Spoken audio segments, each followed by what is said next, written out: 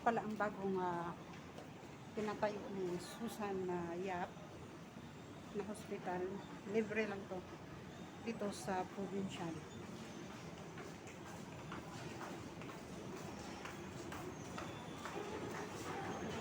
Lamig. Bagong bago talaga. Yun o, tingnan nyo mga idol o. Diba? Dadalhin nyo lang resibo dito, pakita.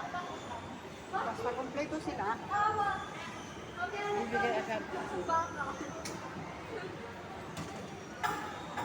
Pag wala, bibilhin nila, pababalikin ka, tatawagan kanila. Dito lang sa provincial. No, mga idol. Libre ang gamot dito. Ang hospital din niya dito nako-confine. Wala rin bayad. Lakarin mo lang ang kailangan. Para di ka magbayad. Sige, magandang tanghali.